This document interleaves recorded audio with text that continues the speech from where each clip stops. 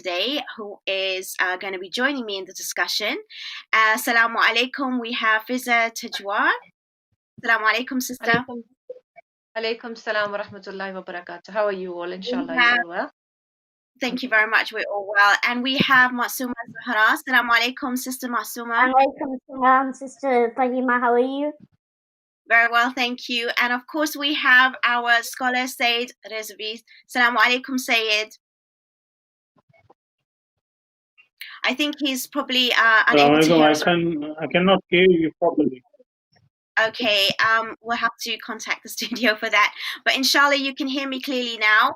Again, I just want to talk about what's been happening around social media right now. The women influencers that are been taking off their hijab, and there's been lots of conversation around this. To start us off, firstly, Sister Fiza, what's your take on these women influencers taking off their hijab? Assalamu alaikum wa rahmatullahi wa barakatuh. A'udhu billahi minash shaitanir rajim. Bismillahir rahmanir rahim. Assalamu alaikum also to the great panel that we have today, inshallah.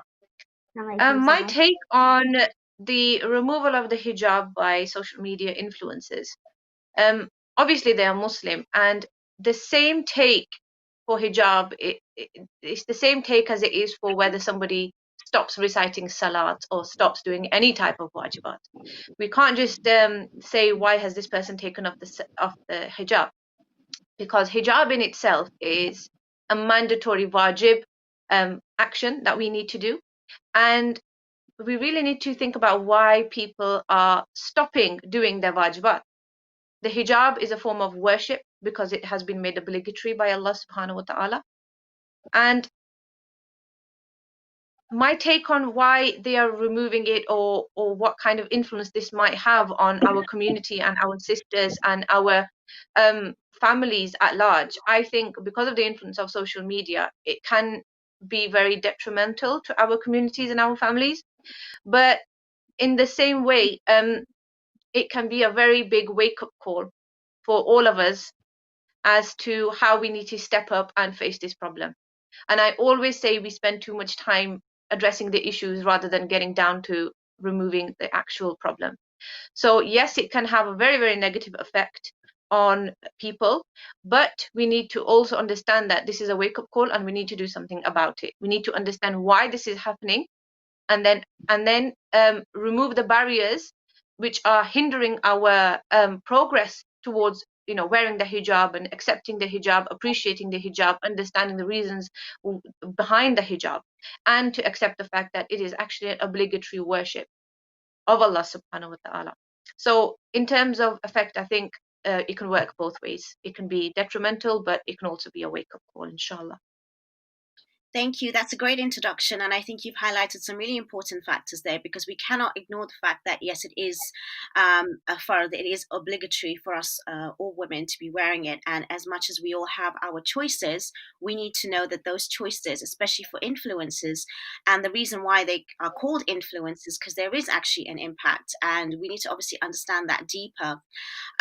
Sister Masooma, what's your opinion about this? Because again, it's not just about the influencers taking off the hijab, but the responses that we're getting from that.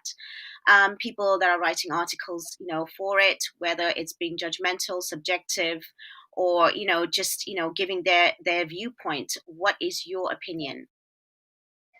Bismillahir Rahmanir Rahim. We begin always in the name of God, the most beneficent, the most merciful.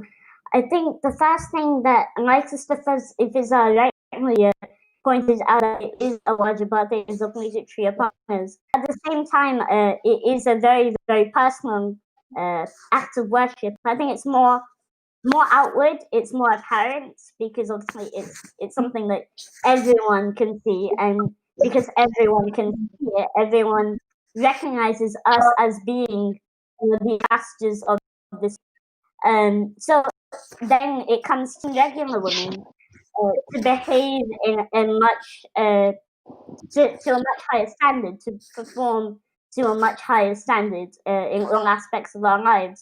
I think it's one of the biggest things that hijab always teaches you, is to strive in the way of God and to strive for the best in whatever you do and whatever you choose to do with your lives. There's to this in the fact that once it is personal, when you are an influencer, you, like you say, you have an influence on people. You have an influence on the way they speak and the way they talk and the way they act in general, because it's when it comes to a platform like that, you've got to realize, our elders might say, for example, that we've got so many Islamic role models in our lives in Islamic history, and why do we need to go online? Why do we need to search for YouTube videos of influencers? Why don't young girls at the ages of 9, 10, 11, 12, why can't they just see what's happening in their households as hijab, and why can't they take that as the perfect example and not necessarily look for answers elsewhere? But I think it comes to the fact that these young women, from one aspect of their lives, they're suddenly being told that they've got X, Y, and Z wajibat to fulfill. And then from the other side, from their Western lives, they've got friends and possibly teachers and class fellows asking why they're not the same as everyone else, why they live a very, very different life to how other people live. And it's in between that these women, these young women, I won't call them women because that's what the hijab recognizes, they are young women. So these young women then try and find answers to how other people have dealt with this, how other people have gone about making the hijab a part of their lives, how other people have, for example, styled it or fashioned it, or how other people just generally live their lives with the hijab, and then they come across these influences. So I think there's to this reaction of women taking off the hijab, of influencers taking off the hijab, there has been on one side there had been the big bearded dawah teachers of YouTube, as I call them, who had very, very strong opinions, even though they themselves are flawed human beings, just like all of us are. And then on the other side, you have staunch radical feminists, and you have white people in general in the comment section and in separate videos cheering these women on, sort of wrongly so, if I may say so, because they are saying all of this not because they believe a woman has the right to choose, but they're saying well done because in their eyes these women are now liberated.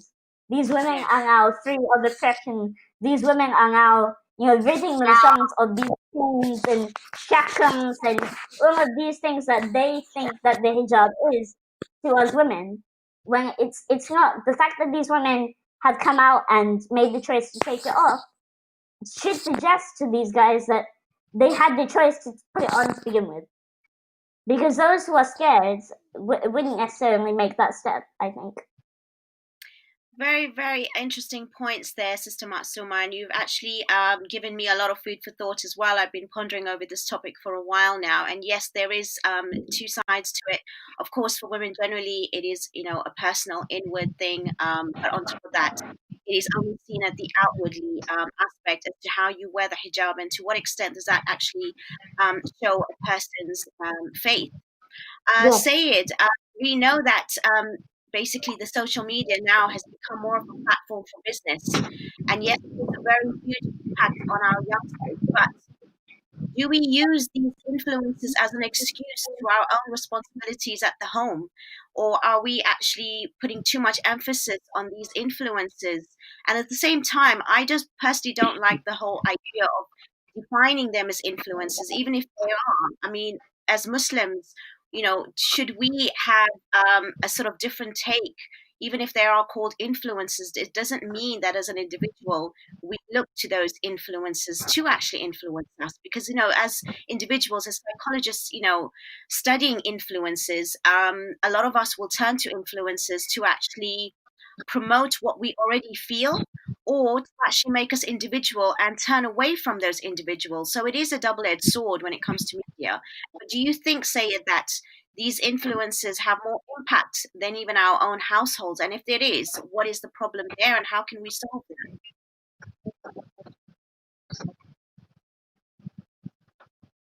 Syed, can you hear me? Unfortunately, the Syed is not able to hear me right now. Okay, Fiza, you've heard my question. What is it that you think about that sort of idea of influencers having more impact than even our own households? Well, the first thing I want to say is you touched upon a really important point there, the wording that we use, how we address people.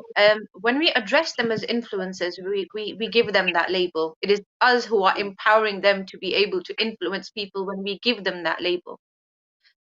Therefore, if we were to talk about them as just another person on YouTube, or just another person on Instagram, or just another person on Facebook, it would have less of an impact on people, because subconsciously people accept the labels that are given to other people and to ourselves.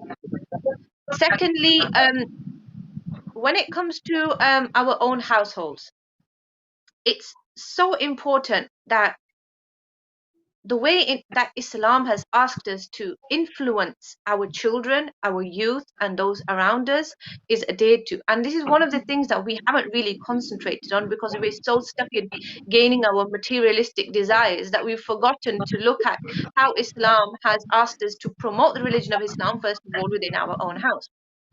And I always say to even the parents that I meet, I say you always need to remember the 4 E's of your influence, and these are your exposure to environment. Keep an eye on the environment that your youth is growing up in. Number 2, the examples that have been presented in front of your youth, in front of your children, in front of your communities.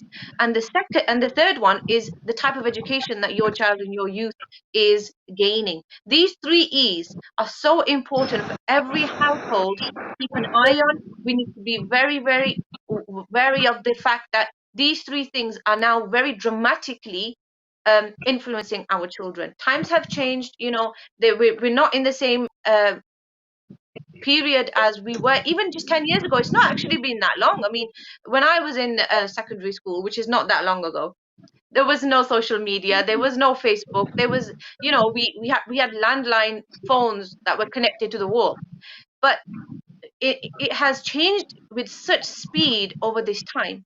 And our connection with the Quran has the answer to everything. Allah subhanahu wa ta'ala in the Quran says that, "O you who have believed, upon you is your responsibility. You have a responsibility towards yourselves and towards your family members. Those who have gone astray will not harm you when you have been guided." So there's a clear-cut instruction in the Quran of how to protect yourself from those who may have gone astray, who might have come off the path of religion. Now, the reasons why they come off the path of religion, we will discuss that further in this talk. But the fact that we are being influenced, the Quran tells us that those who have gone astray cannot harm us if we have been guided. Now, first and foremost, that responsibility falls upon parents. And then if it is seen within the community that, this problem is growing, or, we have to address this issue, then it becomes a responsibility of the whole community to address these issues. But Allah subhanahu wa ta'ala in the Quran has said to not allow influences to influence you to go down the wrong path. You have to be guided. What our problem is, we don't have a correct understanding of Tawheed. We don't have, correct knowledge of. We think that the Holy Prophet sallallahu alaihi wasallam, the Ahlebait salam, were for 1400 years ago, and their lives and teachings cannot be applied to our lives today. We dismiss it very quickly, saying that our lives are different. We can't apply it to our lives today. But we haven't actually looked at the practical reasons why these implications have been made upon Muslims. And Allah subhanahu wa ta'ala is so merciful, so gracious, that for his creation, all of his instructions and all of the wajibat and all of the mustahabbat have been put in place, already covering the 4 aspects that are of our community: the social aspect, the physical aspect, the mental aspect, the emotional aspect, the religious, the spiritual aspect. Every single thing has already been addressed, and that's where these wajibat have come into place. Now, if one sits and starts to ponder about why these implications have been made. And once we start opening up the intellectual discussion, the rational reasons why these implications of wajibat have been put into place, we quickly understand that. But what is happening today, and it happened in my family, it has happened in many families, that when you ask somebody, why do you pray, why do you recite the Quran, why do you wear the hijab, why do you do these wajibat, the answers are usually because my parents told me to do it, or it's because my family does it, or because this is what my community expects of me, or this is what happens in my country, or I go to a Muslim school, this is why I wear the hijab, this is why I pray the salah, this is why I perform wajibat. And those reasons are unacceptable, because your aqaid has to be strong. We have to make sure that the roots of our religion are firmly grounded, and then that seed of iman can grow within ourselves. If the roots of religion are not strong enough, then any branch will not survive the discrimination of this world, the trials and tribulations that this world will throw at one person. If the aqaid and the yaqeen is not strong, we won't survive. That tree of deen will not survive. So we need to concentrate on how firm and how we explain to ourselves why we need to do certain actions, the rational reasons behind it, the social reasons, the mental reasons, the psychological reasons, spiritual reasons. All of these need to be addressed. And nowadays, our children are asking more and more questions, and the sign of and asking questions is a sign of them gaining knowledge. They want to know. But we as parents, if we don't know the answer, if our answer is also, oh, well, I wear the hijab because my parents wore it, and you have to wear it because I have to wear it. There is no grounding in that. There is no clear-cut answer given to those youth or those people. So therefore, if they don't gain those answers, what they will start to do is start looking at what is acceptable in the community. And it's very sad that we have begun to value ourselves. Our value is being um, determined by how many likes we have, how many views we have, what our following is like. That is how we are valuing ourselves in this present time. And it's very, very harmful, because we have lost our personal value, this individual value that Allah subhanahu wa ta'ala has given to us through worshipping him, through relying upon him, so that we don't have to be humiliated by relying on others in this world, by relying on other things. We are losing that value very, very quickly. And this is because we are not able to answer those questions. Or, like I said, addressing issues is a different problem, but getting to the root of the problem and removing the problem is very difficult. And we have left it so long that it's going to be very, very difficult to track back and solve those problems if we don't do it right now. Thank you so much for that. You've actually, again, raised important areas around this issue. Syed, can you hear me now? Assalamu alaikum, Syed. Can you hear me now? Okay. Yeah, I mean, I could hear the sister very well, but when you talk, it crackles a lot. I don't know. I was able to hear the sister very clearly. Okay, can you hear me now, or is it still crackling? Can you hear me now? Okay, I'm really sorry for the technical issues that we have today. I'm trying to get the Sayyid's point of view, but unfortunately he cannot hear me clearly. You want me to say it, sister? I'll say it, and because Sayyidina can hear me. So, Assalamu alaikum, Sayyidina. Inshallah, you're well. Assalamu alaikum. Yeah. Could we possibly get your point of view? I can hear you very clearly, but I couldn't.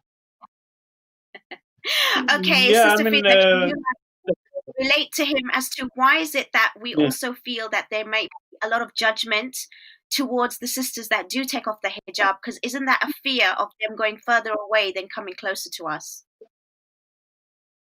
So, Sayyidina, the sister's asking, what is your view on the judgment? Did you hear that? As far as the issue,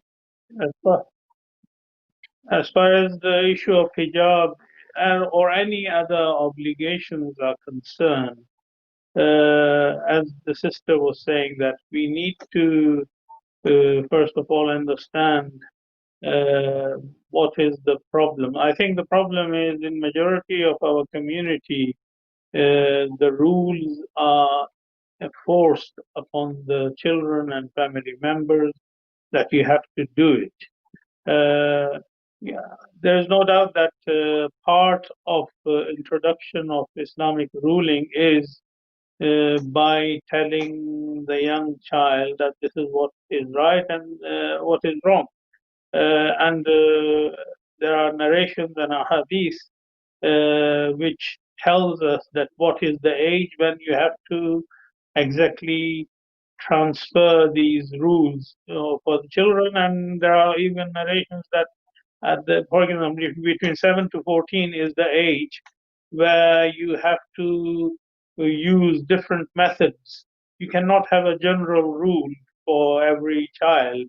You might have a child who cannot be forced or introduced to Islamic rulings by force, and there might be another child who can not be introduced to Islamic teachings and rules and regulations with we call it irshad, with good approach. But definitely, good approach is definitely very useful.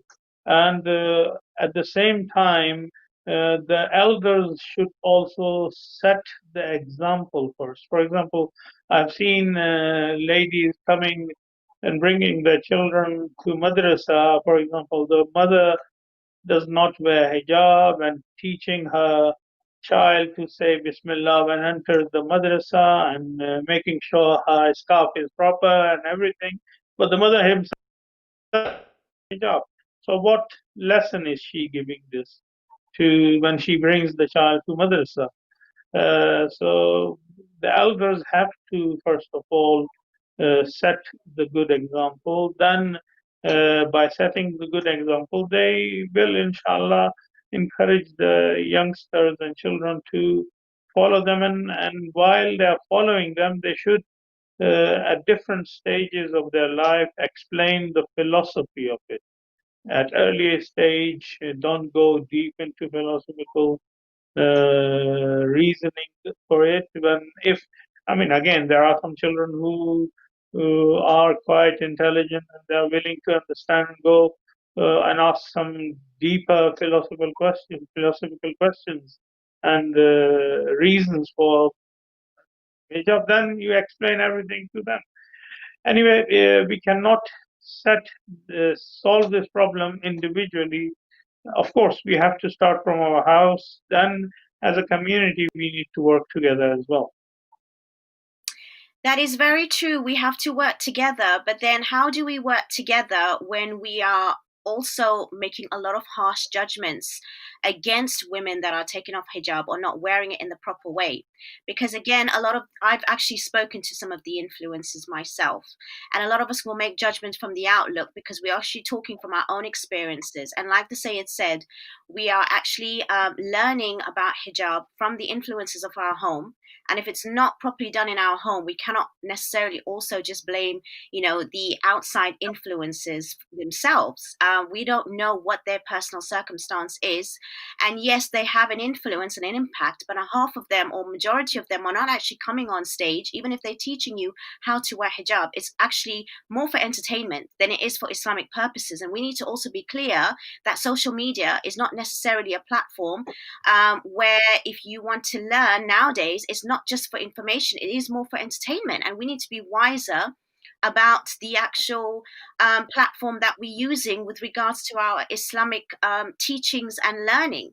So there is also the kind of language and the kind of judgments that we make. If we're looking at a sister and saying, well, they're not even wearing it properly, and what makes her even wear the hijab properly, what does that say about us? Then they're not even looking at outsiders that are actually if we're talking about Islamophobia, they're actually saying it's the problems within the community, and they rather not wear it at all because they're being judged for not wearing it. Because hijab is actually a jihad, it's a struggle for each individual, and a lot of us don't understand that. And if we brought up with the right teachings, then to a certain extent it helps. But if we're not, then it is a struggle. So Sister Masooma, what do you think about people that are writing articles and are actually, judging individuals and actually being quite subjective about their reasoning. And yes, it is an impact, and yes, it is something where it can be for celebrity status or whatever it may be. But as individuals in this day and age, we also know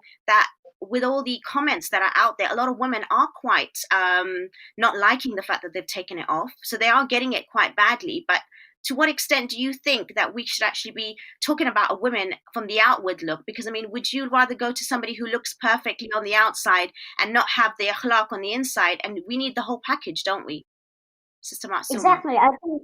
Exactly. I think there's so many ways to go about this. I mean, personally, I would say those people, again, it's both men and women making the comments, but particularly, I think men are taking a lot of interest in this topic of sisters taking off the hijab, and I would strongly say that, again, it's like you said, it's a jihad, it's a struggle, and if any of us, I mean, there's 3 of us here today, and I'm sure we can all cite examples of a time where we've gone out, because we live in the West, where we've gone out and, for example, we've not felt comfortable in our hijab, or we've had a taunt of an Islamophobic nature pointed at us. And then to further it, we go into our own communities, for example, and it comes from a various different degree of people. And I will say some of them might genuinely have goodwill to help us further in our struggle and furthering our jihad, but people make comments that sometimes are unnecessary. Sometimes, if you see a sister, for example, wearing makeup, or if you see a sister whose clothes are a bit tight, or whose hijab is on a bit loose, or anything like that, they feel the need to point it out as if the sister hadn't, for example, looked in the mirror before she'd come outside, or she hadn't been aware of how she dressed herself that morning. Again, it's because that person knows their own shortcomings. They know the reason why they may have chosen to dress that way. We all have our insecurities, right? So there's all of these things that come into play that people don't necessarily realize. And then for someone like an influencer, maybe you only experience that once a week or once a month. Or for some of us, we might never experience it until much later on or much earlier on. But for someone who is, making maybe one video a week or one video a day, and then having comments constantly coming and DMs and all of this stuff, and then also having some sisters, for example, posting and telling them that, I put on the hijab because of you, but also then some sisters saying, I've not wanted to wear hijab after I've seen you, or I don't feel like I could wear hijab, or posting them basically their life stories and their struggles, which I'm sure isn't easy for anyone to take on board. So I think these people, whilst I'd say that, these influencers, they have a responsibility because they are, necessarily they might not have any impact on any 4 of us right now. And probably most of the adults that are watching this show, they won't have any influence on them either, because I like to think that most of us are pretty mature, that we don't just follow the flock, right? Yeah. But I'd say, to our children and to our younger brothers and sisters, particularly sisters who are, at the age of bulugh and who have been told by their parents that they need to start wearing hijab now, or who have chosen to wear the hijab in their own right, as some do, but don't necessarily have much of an understanding of it. For them, I think this kind of a move can be very detrimental, because they've suddenly, someone who they've looked up to for maybe 10 years, or 5 years, or however long it may be, has now made a decision that directly impacts the content that they're doing. And like you said, they don't necessarily make them for Islamic purposes, but for education purposes. It's always a bit of fun, a bit of way to, let off steam, or for most of these influencers, actually a way to make money. That's the biggest thing I think people don't realize. It's a way to make money. And I mean, another thing that's quite detrimental, and again, we live in a systematic society where, for example, and I'm going to mention her by name, not for any other reason, but just to point out an example that Sister Amina, who's the most recent in these line of influencers to take off her hijab, she does have a hijab business as well, and her hijabs that she would make and sell were in her videos, and that was how she made she made twice the money, if you like. But as soon as she takes off the hijab, her YouTube career actually skyrockets because she's now on the trending section of the YouTube page, and she's now, she's now getting a lot more attention. So she's been on this platform for over 10 years or so. So it's quite interesting that the system works in that way as well. And then for a young woman or even a Muslim boy to see that actually someone is becoming more successful and more rich after making a decision that might negatively, or as we know, negatively impact your iman. Yeah. No, absolutely. Again, you've raised a lot of You've raised a lot of points towards the end of the show. I do need more time on this topic. But the thing is, what I would want to say is, like, firstly, yes, there is a system out there that obviously encourages this, and for that reason, but individuals themselves are doing it for various purposes. And secondly, the influencers are not just the women influencers; it's also the male influencers, because when they want to marry even a woman, forgetting the influencers on social media, they're actually looking for women who are actually looking in a particular way. So we also need to raise our sons in a particular way, because the women that come to me saying that they are looking for marriage, and it's not just the criteria set out by the influencers on social media, it's the criteria that men are looking for as well. And some women are not confident enough to be themselves in a particular way, because they won't get married in a particular way if they don't look in a certain way. So we have to highlight it from all areas. And also, we need to obviously change our language when we're judging these kinds of people. In fact, don't judge at all, and be more inviting, regardless of what you may think that their take is on wearing the hijab.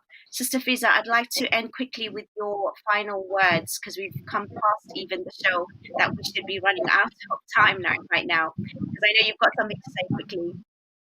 Of course. You brought up the issue of judgment.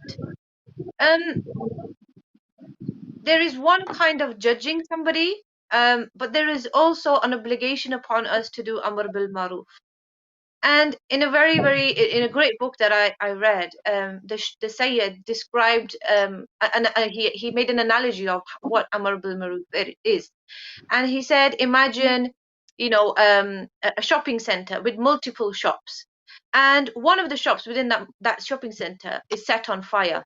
Now, the owners of the rest of the shops, they won't just stand still. They will try and put out the fire of that shop, because they will be afraid that their shop will also burn because of the fire in this shop. And this is the very issue we are talking about today. We are discussing how that fire set off, how that spark, how that danger set off by somebody on social media will influence everybody else around us. This is the fear that we have now. This is the danger that we have now. So yes, judgment set aside when it starts to affect the community, your family members, taking them away from Allah subhanahu wa ta'ala.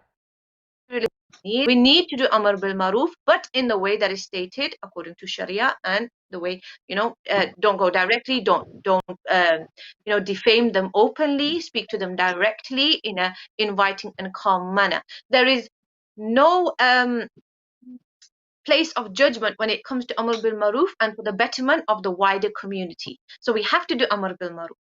Secondly, we spoke about akhlaq, that somebody might not be wearing the hijab, but still might have the best akhlaq. And somebody might be wearing the hijab, but have no akhlaq at all. Now, when it comes to akhlaq, it doesn't matter how good your akhlaq is. If you are not getting there through following the wajibat of Allah subhanahu wa ta'ala, it will make no difference at all. The shaitan worshipped Allah subhanahu wa ta'ala for 6,000 years, but when Allah subhanahu wa ta'ala told him to bow down to Adam, he refused. Where did the akhlaq, where did that worship go? No, we have to reach that akhlaq.